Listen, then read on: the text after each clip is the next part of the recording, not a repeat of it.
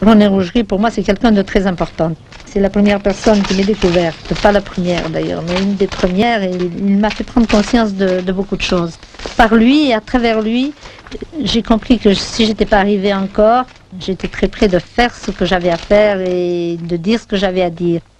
Un beau jour, Marcel Delpaz m'a envoyé des textes, des nouvelles, des contes, une sorte de poèmes narratifs.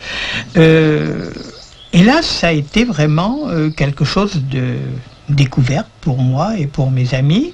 Et nous avons publié de Marcel Delpastre une série de nouvelles. D'abord, dans le numéro 3 de Réalité secrète, Le rosier pourpre et le troupeau de chèvres.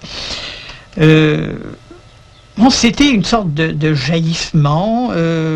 À côté des poèmes très, très sages du début, il y avait une sorte d'inconscient qui se libérait avec une force et une violence extraordinaires.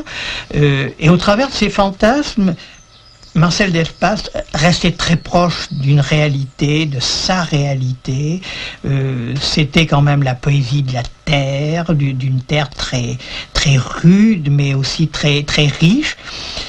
C'était un mélange assez extraordinaire où l'amour et la mort voisinent, où vraiment des choses assez dures à publier, comme l'amour de cette chienne et de son maître, comme ces meurtres qui parsèment le rosier pourpre, le troupeau de chèvres, cet homme qui fait des reliures avec les peaux de tous les gens qui ont rencontré sa femme. Enfin, tout ça, c'est assez atroce et ça garde une certaine pureté, quoi.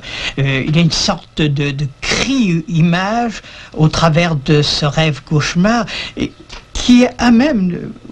c'est un rêve, c'est un cauchemar, mais c'est aussi un univers quotidien. Marcel Delpastre, pour moi, c'est le contraire de l'écrivain professionnel. Et ce que j'ai aimé chez elle, c'est ce chant dans sa brièveté et dans son intensité, ce chant d'une plénitude extraordinaire qui a retenti au travers d'une dizaine de cahiers de Réalité secrète et du Temps des hommes, de 56 à 70. Je ne dirai ni les oiseaux, ni la vipère, ni la brise qui frise en frissonnant les eaux, ni le silence, ni l'obscure transe où l'on égorge les oiseaux, ni la course égarée des chevaux. On exagère un peu quand on écrit, et on exagère peut-être même beaucoup. La force, on la donne par l'écriture. J'essaye de donner le plus de force possible à la phrase, et ça, on le sent. Ça m'arrive assez rarement d'écrire avant de trouver ce que j'ai à dire, et la façon de le dire. 100 fois sur le métier, remettez votre ouvrage. Il n'y a rien que j'ai trouvé d'aussi bête de ma vie, mais ce qu'il faut mettre sur le métier, c'est soi-même. C'est la possibilité de dire ce qu'on a à dire au moment où il se trouve que vous avez à le dire. Enfin, pour moi, c'est comme ça. Moi, je ne peux pas beaucoup travailler sur le papier.